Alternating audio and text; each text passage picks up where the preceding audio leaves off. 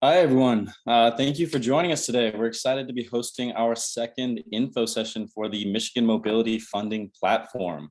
And we have a great lineup of panelists for you today. But before we get into any of that, I'd like to first welcome Catherine Snorrison from the OFME team for some opening remarks. Hi, everyone. Thank you so much for taking the time today to join us here virtually to talk about the state of Michigan's grant platform for mobility and electrification companies. You'll hear more from all the partners here that are listed on the slide, but I just want to do a quick shout out that our grant platform for companies to test and validate their mobility technology in Michigan would not be possible without the four partners that you see listed here on the screen. So you'll hear from myself and my coworker Charlie a little bit more from the Michigan Office of Future Mobility and Electrification, Lauren from NextEnergy. Energy, MDOT is an essential partner in launching all of this, Silicon Foundry, and then of course NewLab. So we've got a great lineup for you today. We're going to dive into what the grant platform is, answer some of your questions, and offer some hot tips on applying whether you want to test in a test site or in a real world setting. So with that, I'll hand it over to Drayton to walk through the agenda, and thanks for joining us. Absolutely. And just a quick note that we will be recording this webinar and posting it on our website later, so anyone is able to go and visit it at a later date. Also, as we go, if you have any questions, feel free to drop those in the Zoom Q&A feature and share them with our team, and we can either address them at the designated Q&A points in this webinar, or our team can also is also monitoring that channel as well.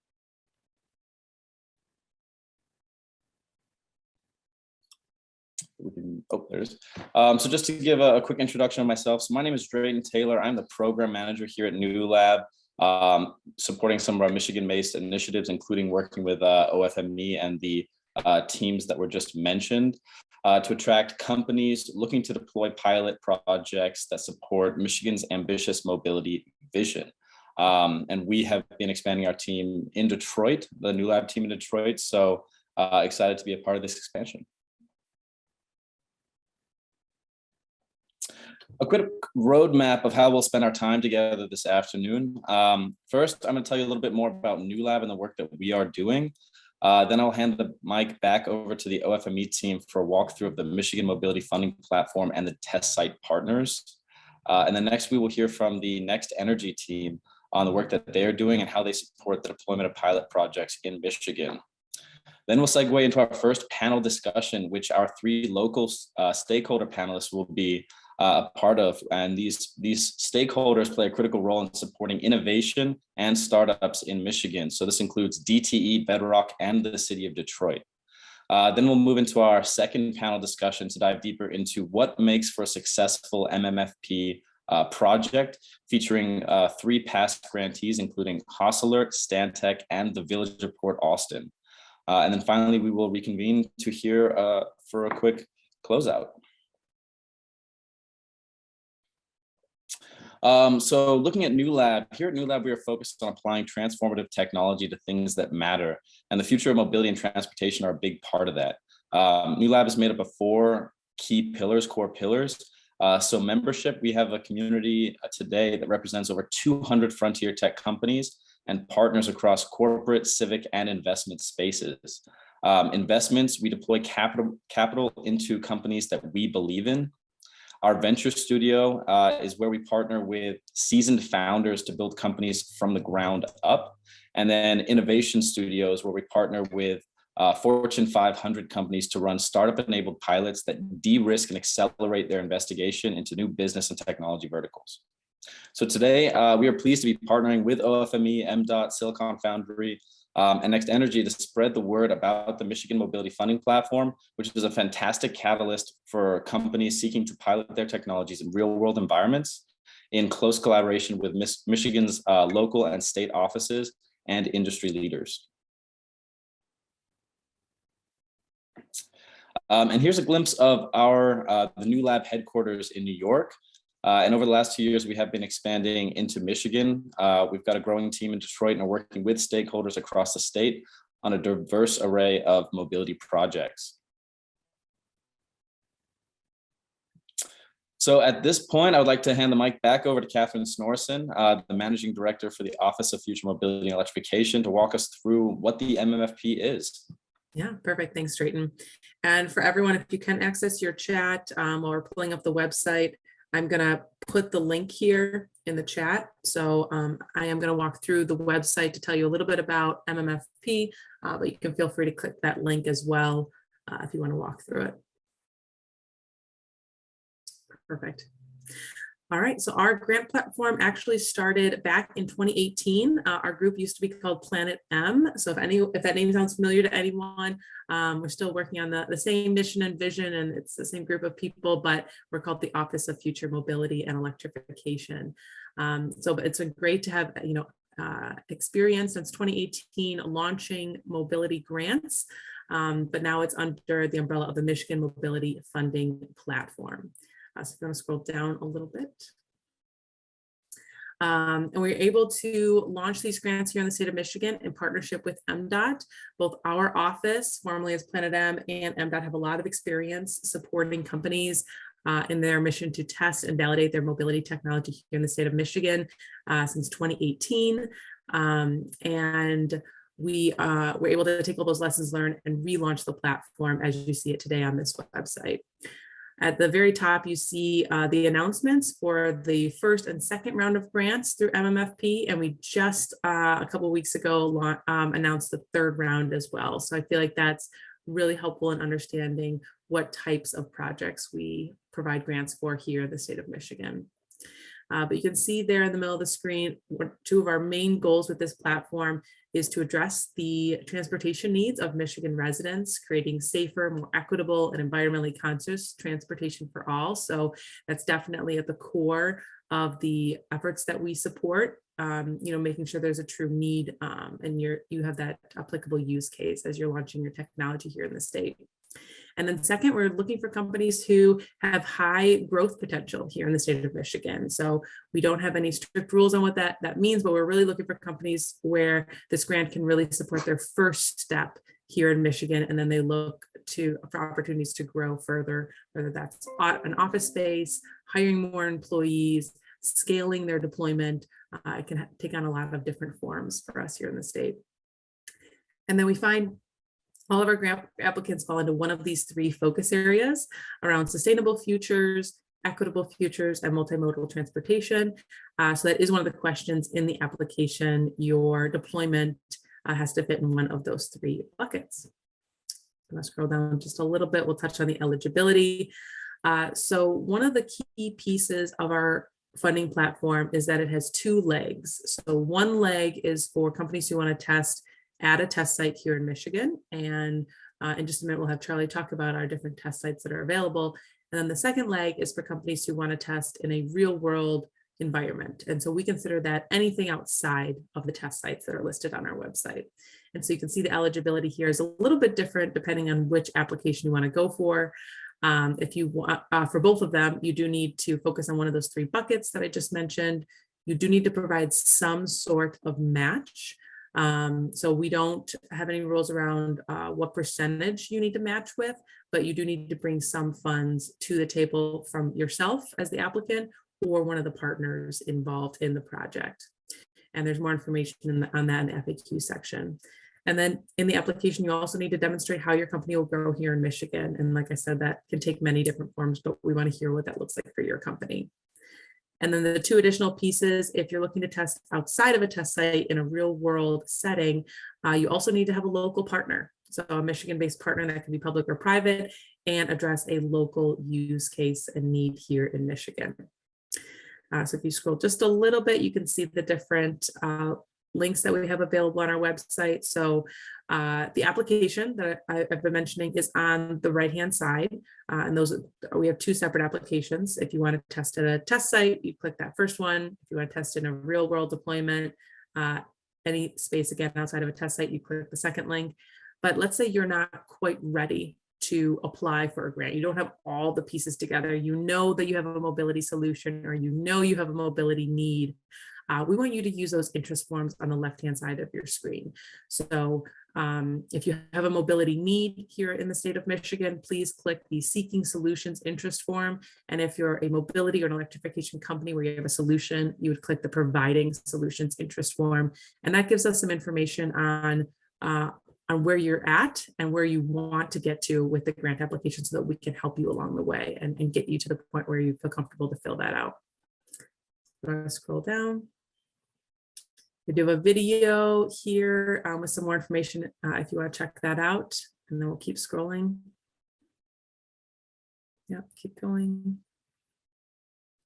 We'll skip the test site section because Charlie will touch on that in just a minute. So I just want to touch on, we already talked a little bit about all the supporting organizations, which is great. The last piece of information that's helpful on the website is the FAQs. So we do review applications every 3 months. So right now we're in the April to June review period. So if you apply by the end of June, you would be notified if you received a grant by the end of August. We don't have an end date for our grant. We just need to update this timeline a little bit. But basically we're reviewing grant applications every 3 months. And then the second question is really helpful here because, like I said, we have a long history of providing grants here in the state of Michigan back to 2018. And so you can see in the answer to question number 2, all the announcements around all of the rounds, those that were under the Planet M umbrella and those that are now under the OFME umbrella. And then last piece, if you scroll all the way to the bottom, there are some other great FAQs on here. But if you scroll all the way to the bottom, there is a form you can fill out if you have a question. And if it's one that we're seeing pop up a lot, we'll add it to the FAQ section. But that's the high level overview. I'll hand it over to Charlie to touch on the test sites. Thank you, Catherine, and good afternoon, everyone. As Catherine mentioned, I'm Charlie Tyson. I'm the Technology Activation Manager through the Office of Future Mobility and Electrification, working alongside Catherine and our partners that Catherine mentioned. Hopping into the other type of grant through the Michigan Mobility Funding Platform, that is the Test Site Deployment Grant. Please move to the next slide, NewLab, if you could. Thank you very much. So, we do have a network of test sites through the Michigan Mobility Funding Platform.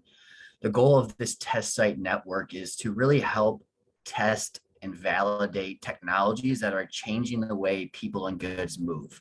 These controlled environments are a great place to do further validation prior to deploying in a real world situation. Sometimes there needs to be a safe controlled environment to do testing, and this network of test sites is geared to do just that. So we have as you can see here, a network of test sites throughout the state of Michigan that are focused on all modes of transportation, ground systems, aerial systems, and even maritime related to freight.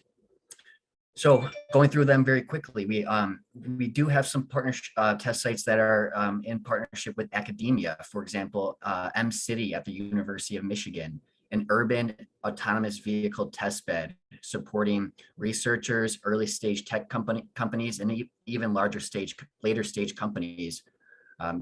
Moving into the American Center for Mobility, a 500-acre proving ground with highway speeds, tunnel testing, and various wraparound services. Kettering University, another test site that's affiliated with a academic partner.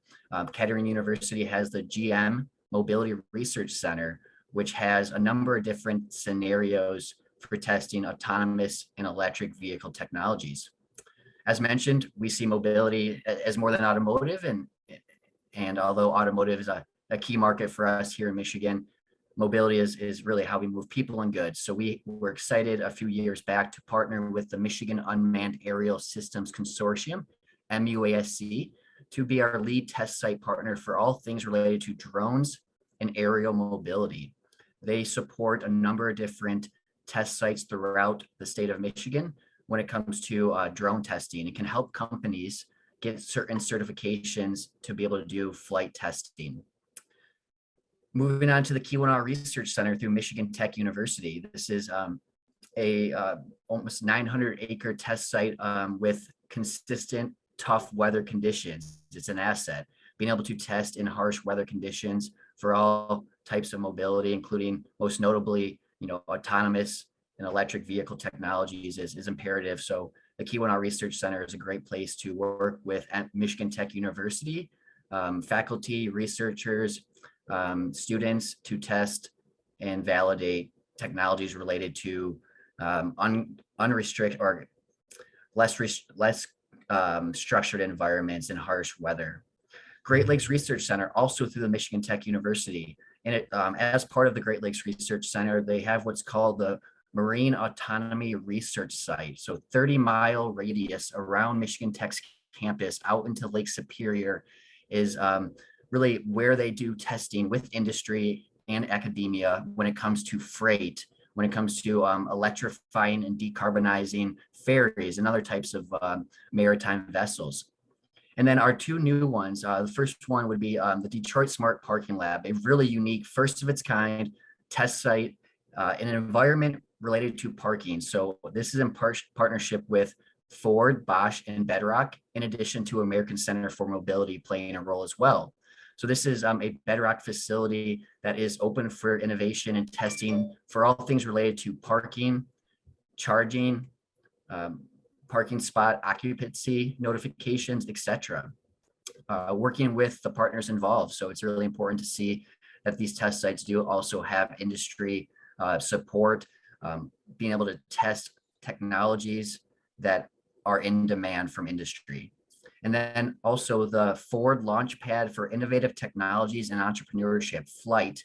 This is a platform recently announced through the Gerald R. Ford International Airport in partnership with Southwest Airlines. So this is a test site of ours, recently announced, as mentioned, that provides grants to companies looking to test airport-related technologies.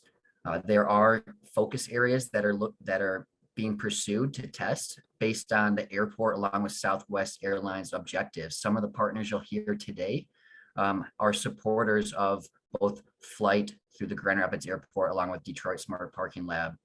So that's a quick recap of the test site network through OFME. We couldn't do without our partners listed here on the page here. And as Catherine mentioned, this is a rolling application, and applications are reviewed as they come in with a review committee, including the test site. If you're interested in talking to the test site prior to applying, that's often an important and efficient way to determine if it's a good fit for your testing needs.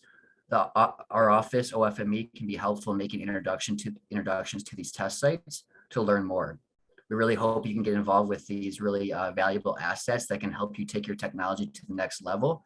We often see that when a company tests at some of these assets, they often are able to establish additional partners, prove out their technology in order to deploy in a real world scenario.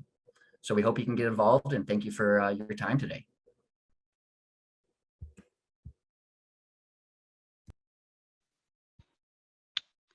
Hello, everyone. My name is Lauren Matar, and I am a technical program manager with Next Energy. Just wanted to take the opportunity to introduce Next Energy as a partner of this platform. You can go to the next slide. So Next Energy is a Michigan-based organization that works to create private-public partnerships to help accelerate smarter, cleaner, and more accessible solutions for communities and cities. We are, as Catherine and Drayton both introduced kind of at the start of the session, Next Energy is very proud to be a partner for the Michigan Mobility Funding Platform, along with the other partners of this program. Next Energy focuses on two primary areas, so smart mobility and smart communities. And then within those focus areas, we support kind of across the board, from research and testing to supporting deployments and pilots within the state.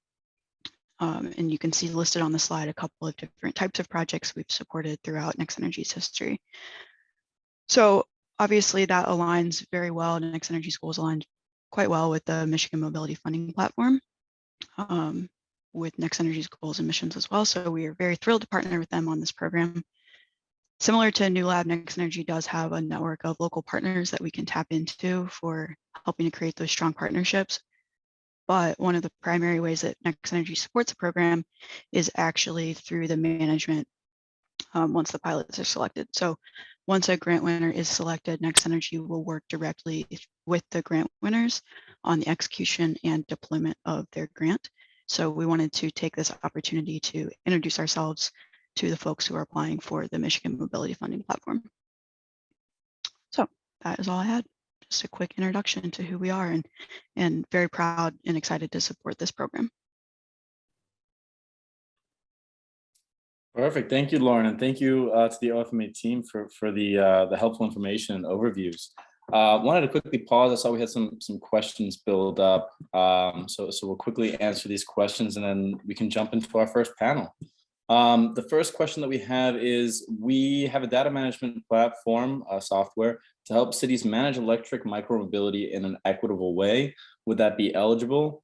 I would say if there is a local stakeholder that has that need and you have that partner ready and willing to activate on a pilot project, then absolutely, I think it's in scope. If you do not have that pilot partner already lined up, we're happy to also help source and make introductions. The next question is, what is statistically the higher grant success rate, test site or real world test? I would say it's case by case, but I wouldn't even think of it that way. We actually pass applications, or we'll pass certain applicants to the other application portal. So if someone applies for a real world test, but maybe they're not in the right stage of that project, we have passed them over to the test site and seen that move forwards there. So we're happy to work and be flexible with different teams. We're here to support. And then I see the last question is it possible to apply twice? Example, vertiport technology at Ford Airport or drone superhighway. Oh, for test site. Charlie, I might let you take that question.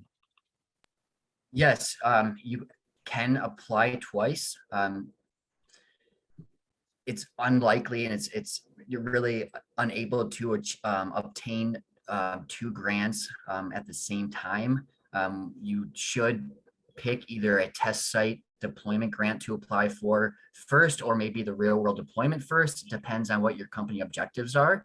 But you are able to apply for one, achieve what you that project objective, and then apply for the other grant, whether that's again a test site first or even test site after a real world deployment. Maybe you have to get back into a controlled environment to do some super advanced testing. But yes, you are able to apply twice.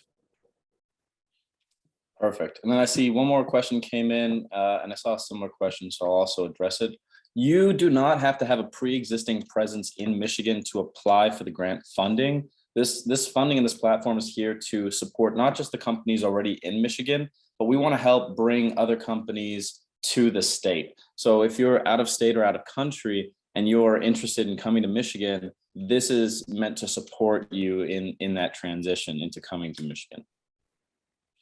But I will pause there and say thank you for the questions. I want to move on at this point just to make sure we get enough time for our panelists to speak. So at this point in time, I'm happy to do a quick intro of the first panel. If we can move to there it is. So for this panel discussion, we identified 3 critical local stakeholders in the Michigan economy and wanted to bring them in for a discussion to understand how are they working with startups today, how are they innovating, and what are their goals around platforms like the MMFP. So I'd like to invite the City of Detroit, DTE Energy, and Bedrock for our first panel session. Then we can go to the next slide. So then a good way to kick this off, I think, is from left to right, if we just want to run through some quick introductions. Great, thanks, Drayton. I'm on the left side, as it says on my screen, because I'm working with Bedrock Detroit. My name is Kate Gasparo. I am the Director of Land Development, and I lead the sustainability program at Bedrock. Bedrock is actually the largest private real estate holder in the city of Detroit. We are a full service real estate company. We are actively pursuing and managing about 100 assets in downtown Detroit. We also have assets in Cleveland. but focus primarily on our Michigan portfolio. Within our portfolio, we own and operate a third of Detroit's central business district parking assets. We really consider mobility and parking a central tenet of urban redevelopment, and is part of the connective tissue that residents and visitors and tenants and employees get to experience every day. So we're really excited to be here today. Thanks, Drayton and team, for having us. Thank you. I think up next, thanks Drayton for the having me here, Office of the Michigan OFME and other partners putting this event together. For those who don't know me, my name is Milena Marco. I am manager of DTE Energy's EV program called Charging Forward.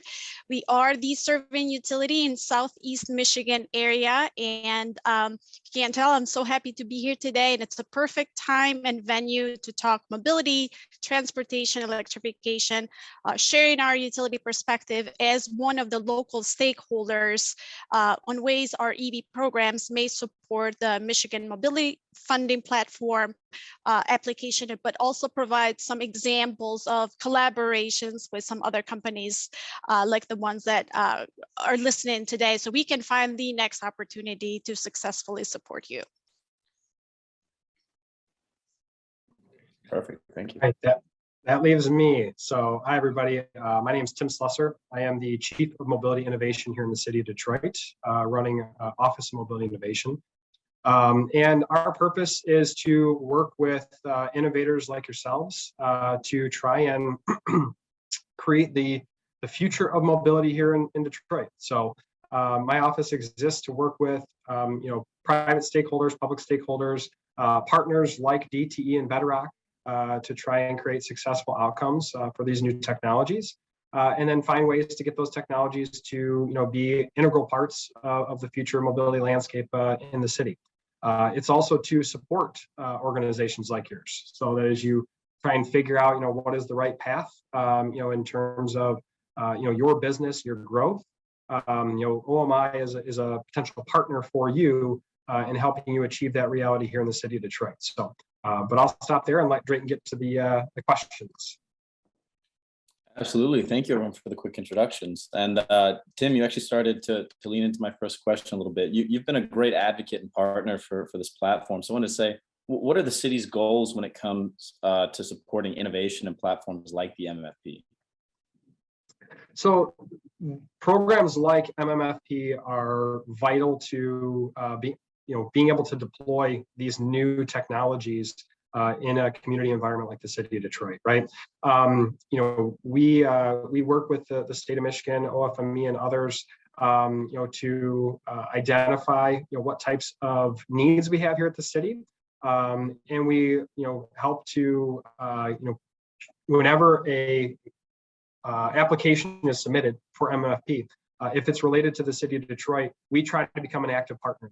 Right, so you might work with an entity like Bedrock, right, or like DTE, on your application because you're helping to solve one of their needs. But then once you get to the city of Detroit and you have your award, the city of Detroit's going to be right there to be another partner, okay?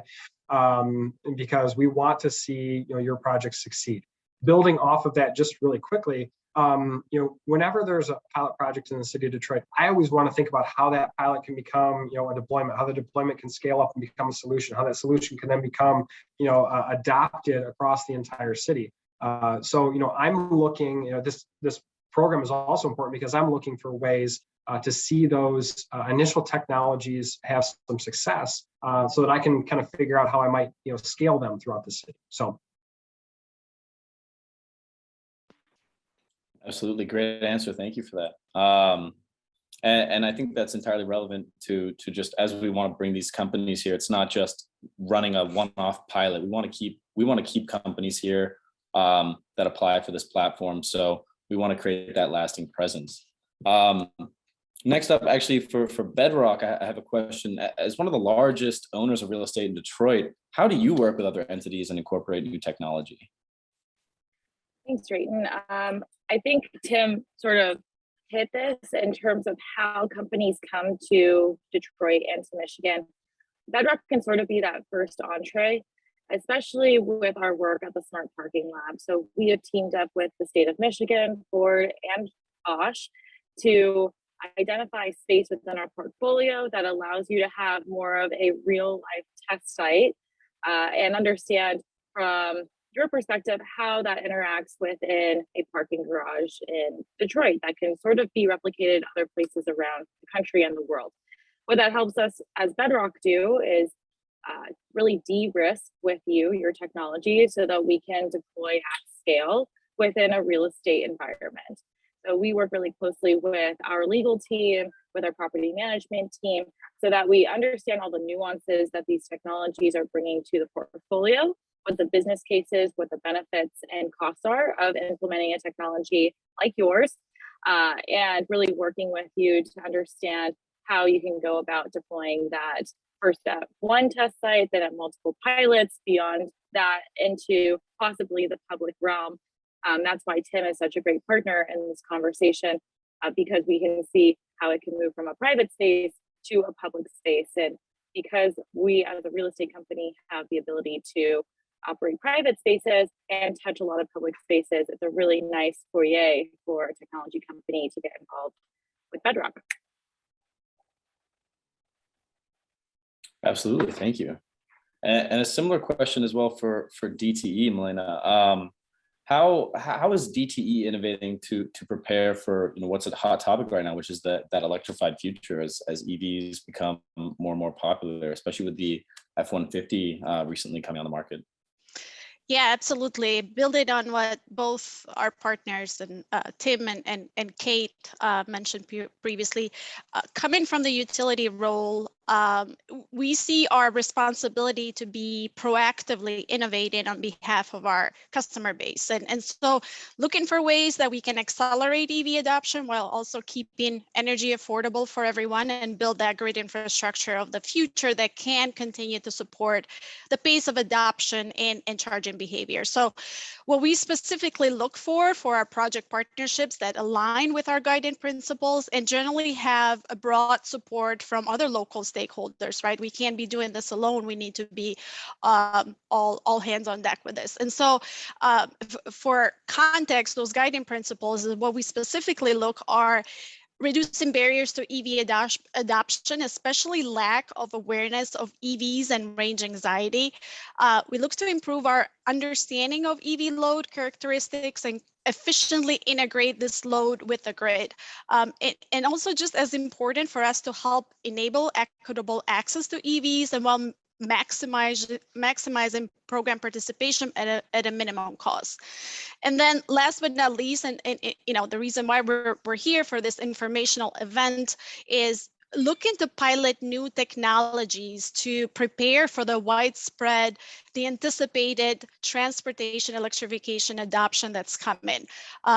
As many of you here know, the EV market is coming up fast-paced, and so we're looking for ways to really aggressively test new practices and technologies to ensure that the new electric load is associated with the charging of those EVs maximizes long-term benefits shared by all of our customer base. So these events with Michigan's Office of Future Mobility and Electrification that facilitate conversations with the interested companies and bring really awareness to us as the utility, what's coming on potential future collaborations that we look to support for, whether it is a demonstration location that would evolve into, even possibly bringing any headquarter office locations into North American territory or creating new jobs for state of Michigan and the communities we serve. So,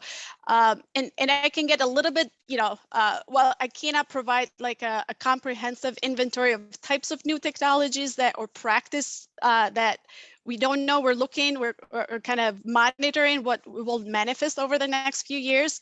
We do envision seeking partnerships that would allow testing cutting edge EV grid integration solutions on our grid system, vehicle to building, vehicle to grid, right? Those are the hot topics right now, wireless charging, but then also look for trialing novel practices and or approaches to engage in underserved communities.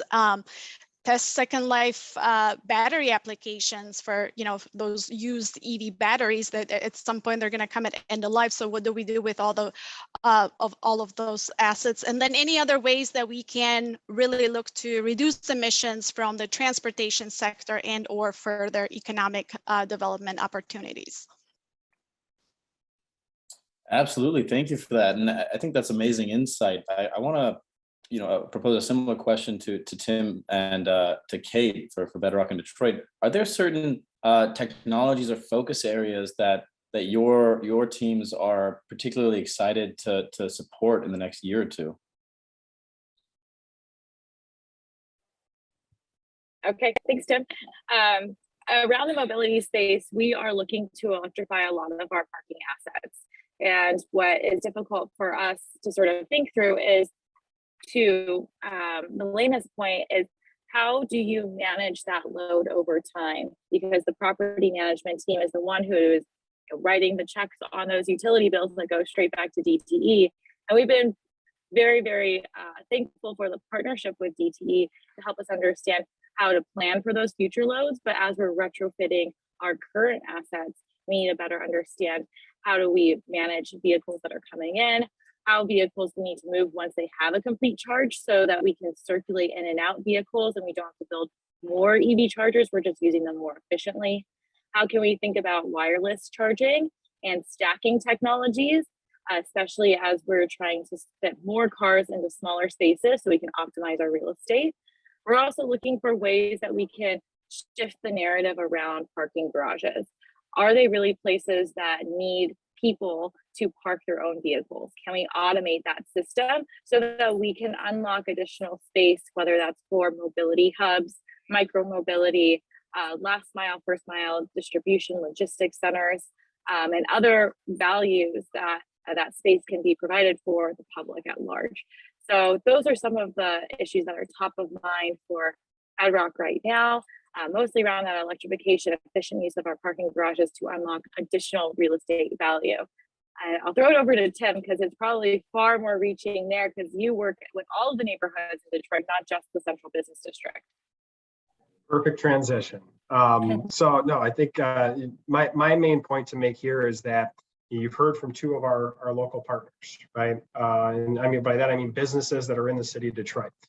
So part of my job is to go out to those businesses and develop relationships so that I understand what DTE's needs are, what Bedrock's needs are, and we can try to make sure that the city of Detroit is then creating the right policies or support systems to make those successful, right?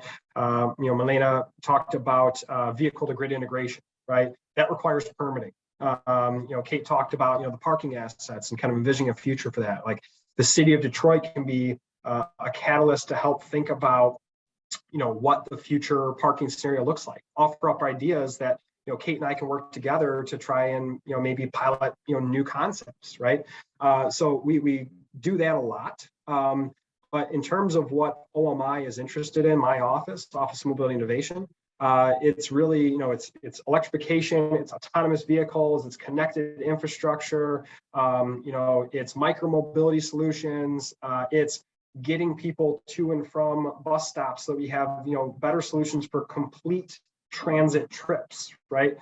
So it's a very wide array of technologies that we're looking for. And so we're open to, all types of solutions and ideas.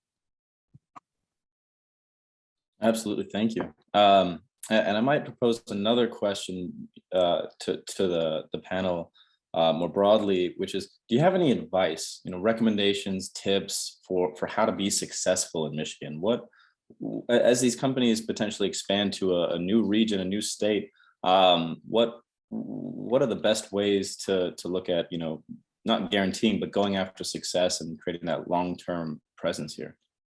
I'll jump in first if my panelist colleagues are amenable to that. So I see shaking heads.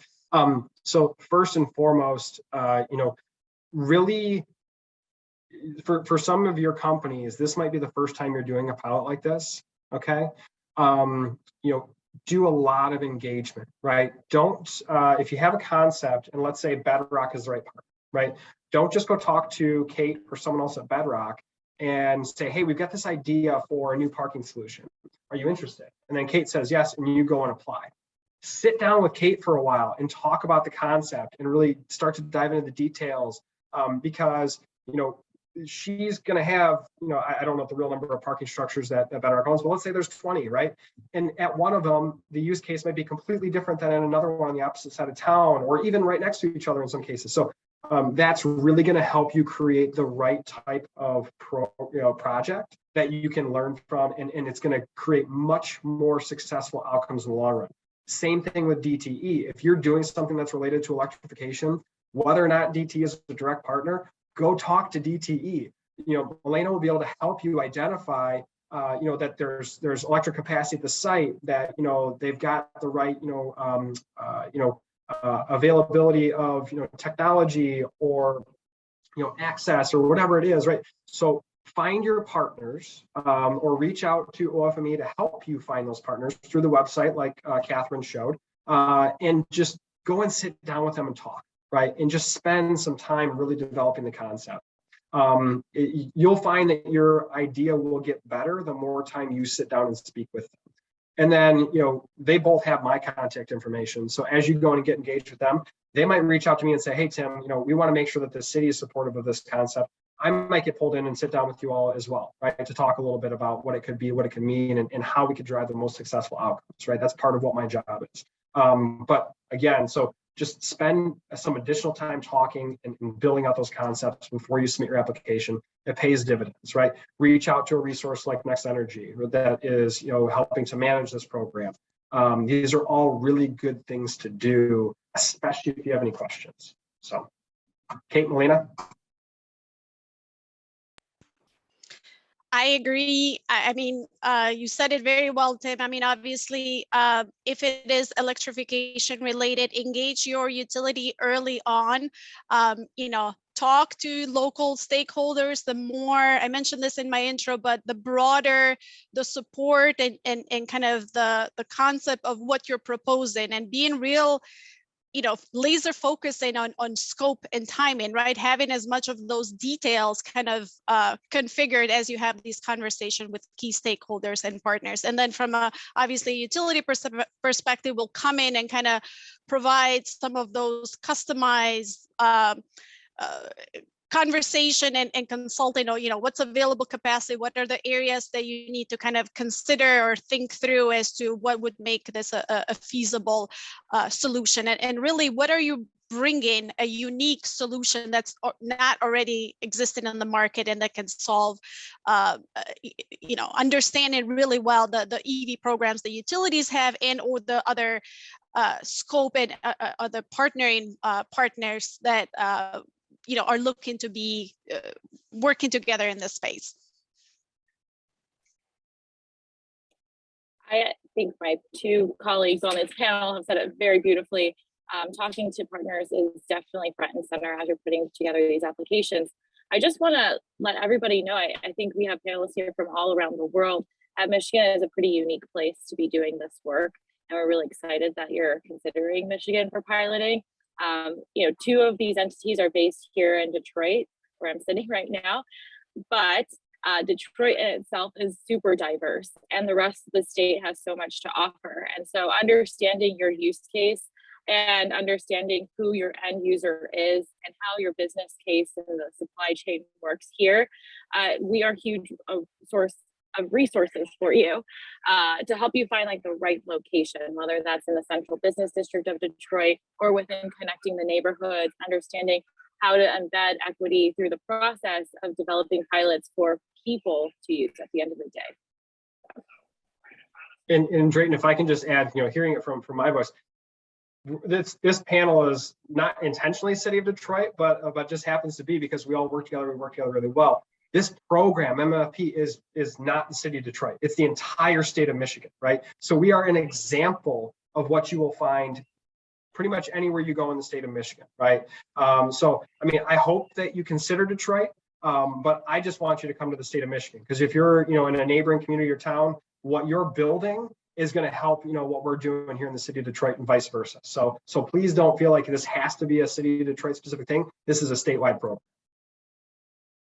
Absolutely. That was an amazing answer from all three of you. So really appreciate those thoughtful responses.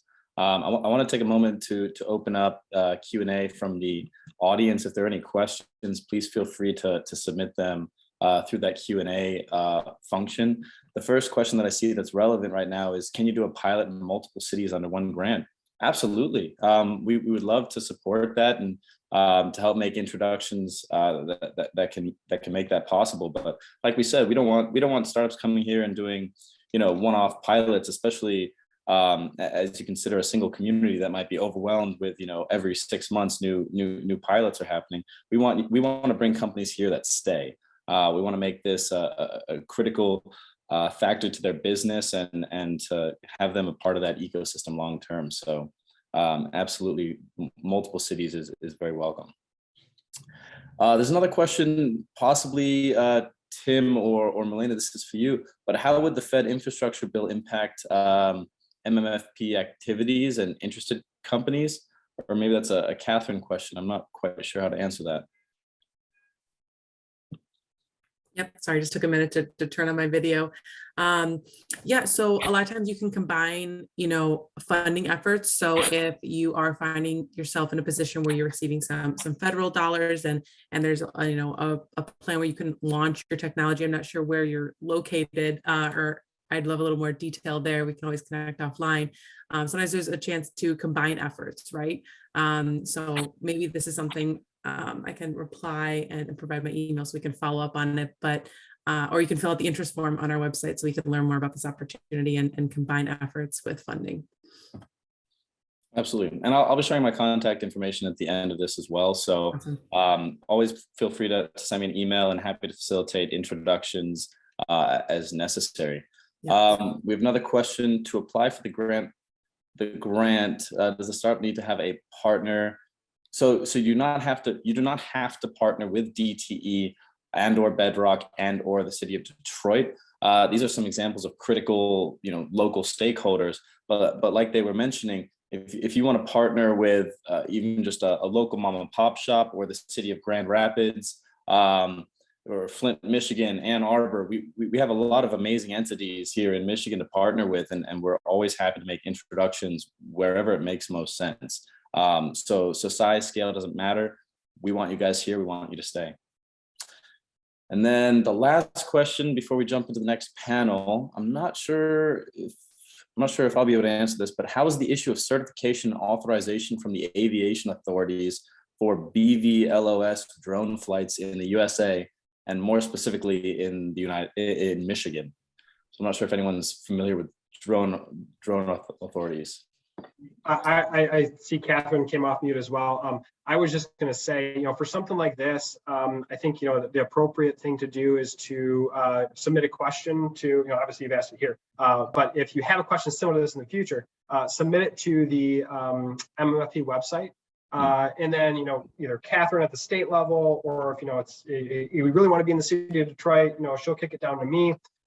We'll put you in touch with the right, kind of authorities in the state or the city to help kind of get those things addressed. The short answer is it varies. And so we want to make sure that we get you the right information. So that's at least been my experience. I don't know if there's anything you want to add, Catherine.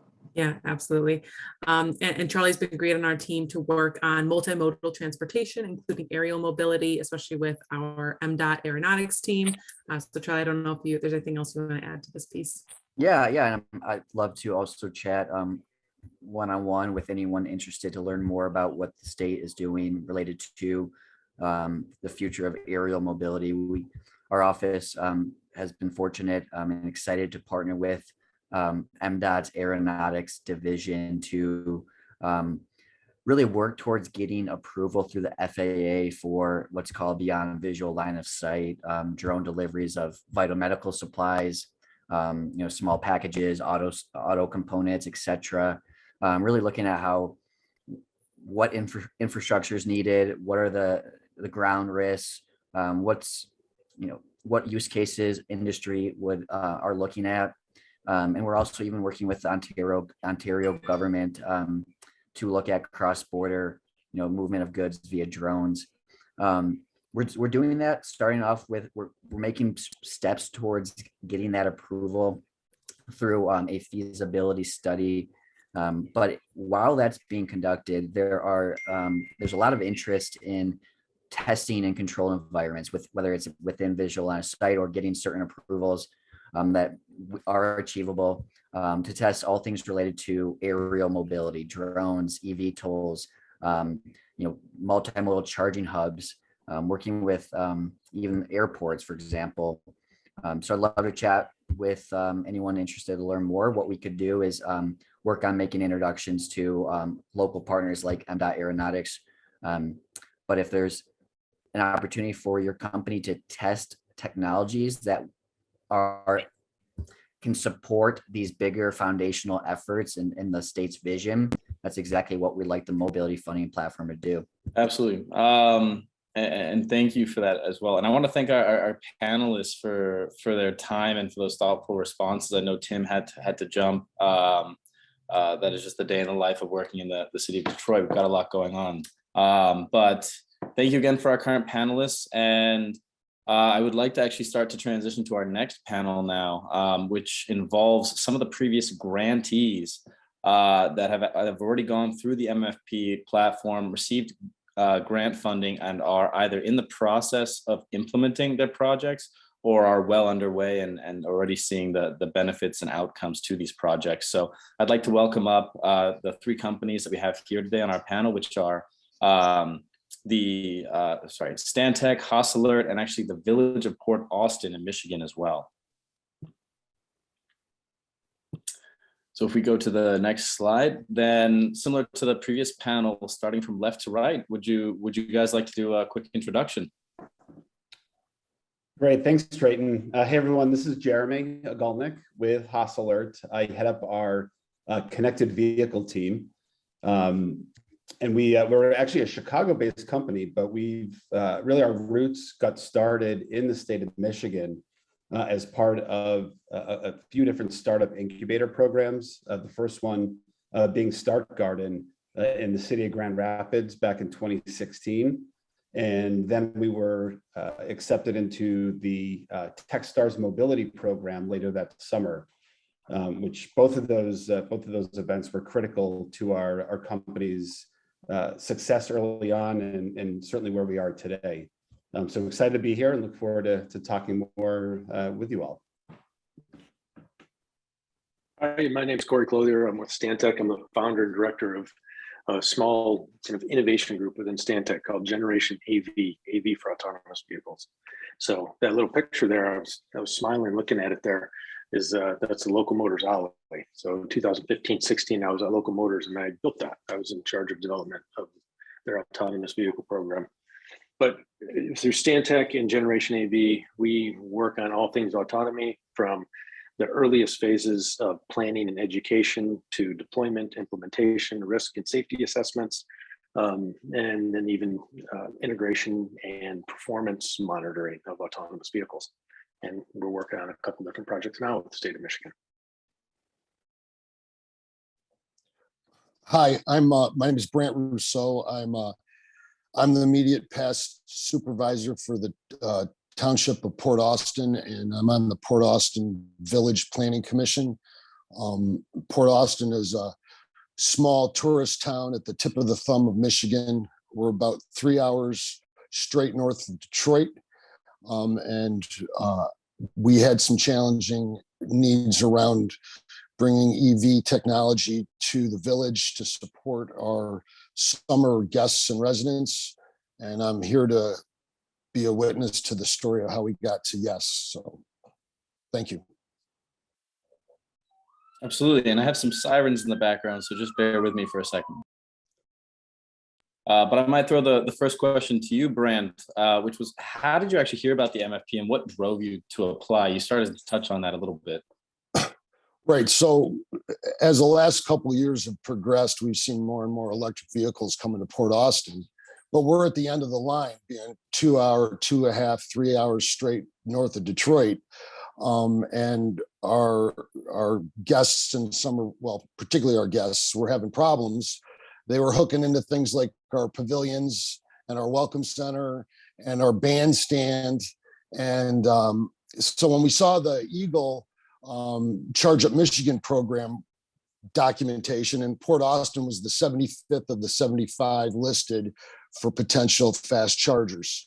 And so we worked with DTE, great partner. They were monumental in helping us get to where we needed to go, but we had challenges. And so one of the challenges was that a traditional solution for EVs wouldn't work with our grid. So DTE brought a new partner to the table called eCamion, and working with eCamion and their unique solution, right around the first info session, we were connected to Catherine and Charlie, and we were able to talk to them about who we were and what we were looking to do and bringing this new technology to bear in our rural environment.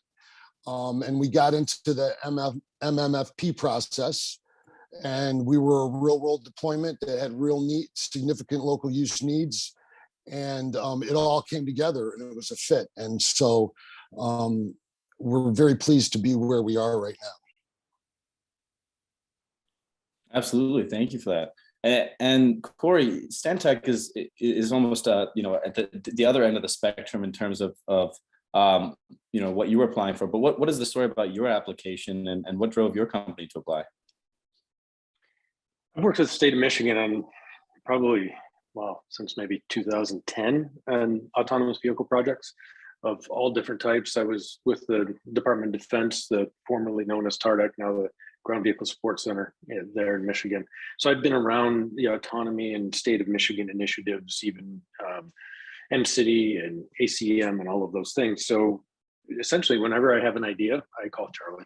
So that's what we did. We had autonomous grocery. So I'm in two projects. I'm in the flight project at Grand Rapids Airport. We're one of the sponsors, but the one project that we're actually funded on now is an autonomous grocery delivery pilot program with really interesting partners. So we essentially had these partners come to us and want to do something and work together. And so first call was to Charlie and to lay this out for him, and he helped guide us towards the application and framing it in a way that was really interesting and useful for everybody. Absolutely. And I'm seeing a theme here about, you know, it's always valuable to have that first call with the OFME team. It really helps, you know, clarify the process and understand how we can work with you to build those applications and move things forwards. And I guess, you know, next up, we have HosAlert. How has this program supported your business as well as you've been deploying in Michigan? Yeah, so, you know, prior to being awarded the pilot grant, you know, we were having a lot of success nationally with getting our technology deployed with individual fire departments or ambulance services. And, you know, the core of our platform is to send alerts to civilian drivers as emergency vehicles are approaching them. But one of the things that we really were missing was this showcase city where we could demonstrate how fire, police, and EMS services could all participate in our platform and really bring a cohesive kind of public safety, you know, department, you know, citywide, bring that level of safety and vehicle-to-vehicle communication to a larger metropolitan area. And, you know, given our roots in Grand Rapids, we had some good connections there, but we really didn't have the wherewithal, and frankly, the city didn't have the funding to help support us in this effort to make Grand Rapids, you know, our showcase city. So working with OFME and with Next Energy, we really made that happen, and we were able to fully deploy our technology on all of the fire trucks and ambulances and police vehicles that were identified by the departments as kind of critical first response vehicles for the city. And still to this day, it remains, you know, our kind of showcase of how all these different departments are able to not only keep the community safe, but also keep each other safe as they're now more aware of one another when they're responding to similar or neighboring incidents throughout Grand Rapids. Absolutely, thank you. And Cory and Jeremy, you both mentioned the partnerships that you're involved with through this platform. Did you build those partnerships prior to applying to the MFP, or were those built, like how did those come about with regards to applying? I can go first. Yeah, we built them first. So it's really interesting though, in my opinion, of how the state is supporting such an eclectic, really diverse group. We have some of the biggest companies in the world in this pilot, like General Motors, Aon, and large insurance company, Amazon, working with brand new startups that are still in prototype phase. So, and all working on the same problem together. So we did build the team first, and then we took it to the state. And was that pilot able to move forwards prior to the MFP, or did that help fill some need to the project? Yeah, we actually built it with the state of Michigan and this program in mind. Yeah, we wouldn't have done it if the state wasn't supporting. That's great. Yeah, and on our end, I mean, we definitely have relationships with the fire department, with the police department, and with one of the ambulance services in the area. And we had some smaller deployments, more a handful of vehicles from each of those fleets. But really, to make the city of Grand Rapids our showcase, we really needed a fuller deployment across their vehicle fleets. And so, having the buy-in from the stakeholders at those public safety agencies was critical, so that when we did go to and apply for the grant, we had the stakeholders lined up. We had the matching funds that was mentioned earlier today lined up as well. And then, a majority of the funding was able to come from the grant program, which again, without that, we would not have been able to get fully deployed, just strictly due to public safety budget availability, to be honest. Absolutely. And I'm curious to hear about how the process is. Maybe Brent, how was the process for applying? If you had to do it again, or if others were going to apply, did you learn anything, or would you have any advice for future companies looking to apply? Well, so as the local partner, right? Yeah. Let me give you a little bit more background. We're a village of 750 person tax base, right? And so we can't compete on a grand level with places like Traverse City or Mackinac or Pickett, right? Petoskey.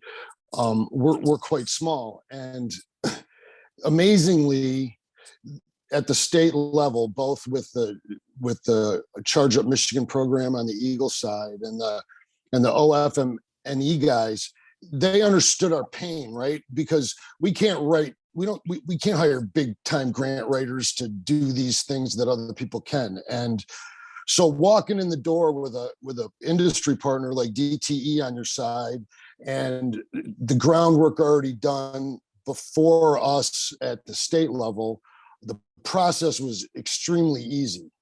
I can't recommend enough that to find that local partner to kick this thing off whatever you're looking to do off the ground is so important, because people listen to the needs of the people that are actually going to be using the products that you're bringing to the table.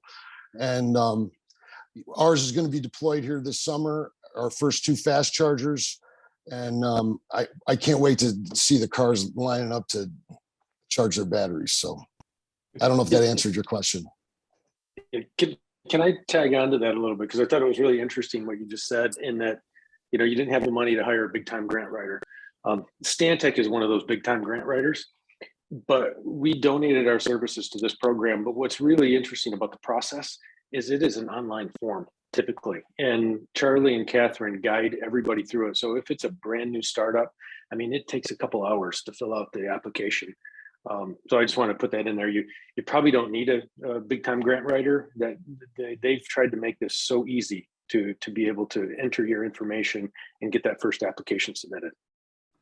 Yeah, and Hostler, we were actually part of the first cohort to receive a grant, and so we probably, worked out some of the kinks to get the program to where it is today. It was probably a little bit more than a few hours for us, but from what we recall, it was not a taxing process whatsoever. So it's great to hear that things are continuing to improve and get even easier. So that's great.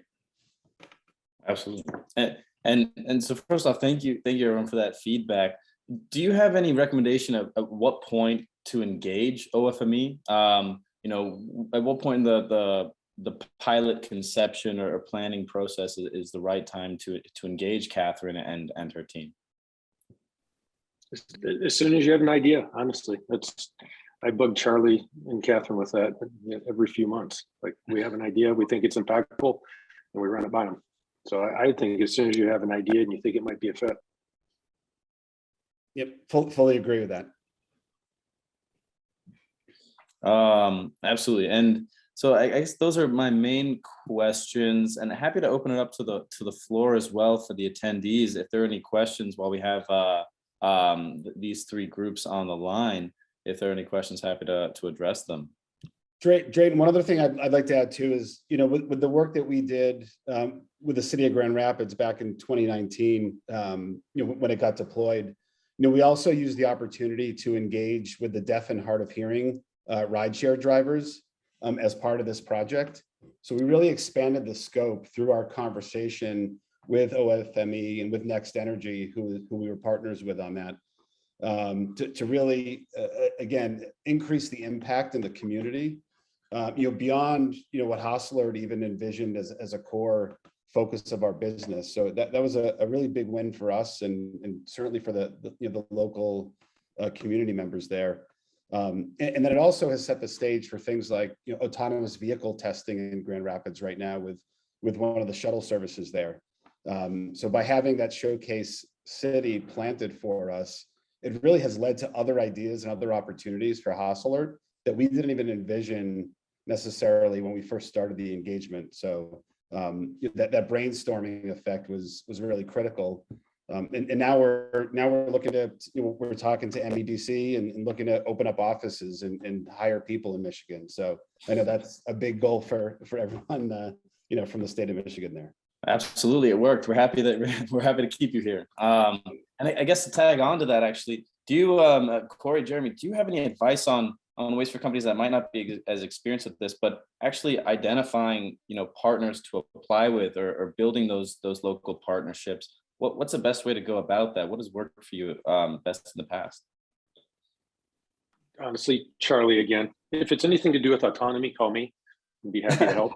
But Charlie, he does tons of matchmaking, and I'm sure Catherine does as well. But Charlie's my typical main point of contact. But he is a matchmaking guru every day. So he's putting these teams together all the time. Yeah, I wouldn't spin too many cycles trying to think of who should you as a startup try to go find. Tap into the resources and the experts that are already in place and have that network of folks that they're already connected with. Absolutely. So maybe less cold calling and more using the local stakeholders that are here to make those introductions. Absolutely. I think that's great insight and feedback. Thank you. There's a question regarding matching funds, Catherine. I think this might be a good question if you want to take it. What do you mean by matching funds? Do we need to cover some of the costs of the pilot? Yep, happy to take this one. So essentially when you apply, there'll be a couple questions about what funding can you bring to the table that's financial and in kind. The state of Michigan can't cover 100% of the deployment. So we expect, yourself as the applicant or some of your partners to bring those matching funds to the table.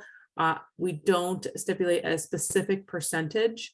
So, if you can bring 50% to the table and then apply for the other 50%, that's great. If you can bring 20% and apply for 80%, that's great. We just ask that before you apply, you work with your partners to bring as much financial and in-kind resources to the table and then apply for that gap. So really you're applying for that gap funding. And is that to ensure that the applicants have some skin in the game and that they're taking it more seriously? Yep, exactly. And so we love when we can see from not only the applicant, but also their partners what financial and resources they're investing, because that shows the strength of the partnership and the application. Yeah, and Drayton, just an example of that, what Catherine just said, in Hosselert's project with the city of Grand Rapids, the public safety agencies had funding for our hardware devices. Hosselert contributed our software and kind of services in kind there. And then OFME was able to, work and get the funding provided for the remaining, costs. So it was really a combination of all three of those in our case. Absolutely. And Brant, curious as well to how the engagement was built with eCamion in terms of some of that contribution or in-kind funding. So really, the whole picture is Eagle brought to the table grant money from their Charge Up Michigan program. DTE, through their EV charging program, brought their piece to the table. And then the bridge too far was, because it's a new solution, it's a new technology. The cost had gone beyond what the village could bear on its own. And that's where Catherine, Charlie guided us through with OFME through the MMFP process to be able to get us to the final solution, to the point where we could actually say, yes, we can do this. And it was fantastic. So I hope that answered the question. Absolutely. I see we're coming up to time here, so I want to thank all three of you, Cory, Jeremy, Brant, for your time and for these amazing insights. It's been a pleasure working with you guys through the program, and we're so happy to see these pilots take off, and that they've helped your businesses, and that they've helped the Village of Port Austin as well. So I think I see one more question in the chat, so happy to quickly. Oh, I see Catherine's already addressing it.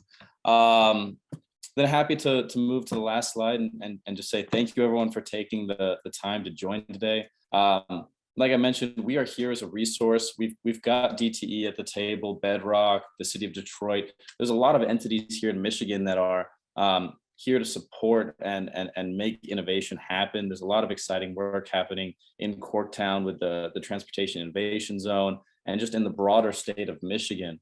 So we're always happy to make introductions and to make these projects happen. The test site applications are on a rolling basis. For real world applications, the next deadline is the end of June. So always happy to take a call or to have a conversation prior to any applications being submitted, or to help you overcome those roadblocks. If you are interested in coming to Michigan, tell us what's blocking you. We want to remove those barriers and make this happen. So you can see my email on the screen. It's drayton.taylor@newlab.com. Feel free to send me an email if you're looking to connect with the OFME team or anyone that was on the call here today. And just thank you again for your time. Catherine, any final remarks from the OFME team? No, thank you so much, Drayton, and thank you for everyone for joining today. Perfect. Well, thank you everyone, and have a great rest of your day.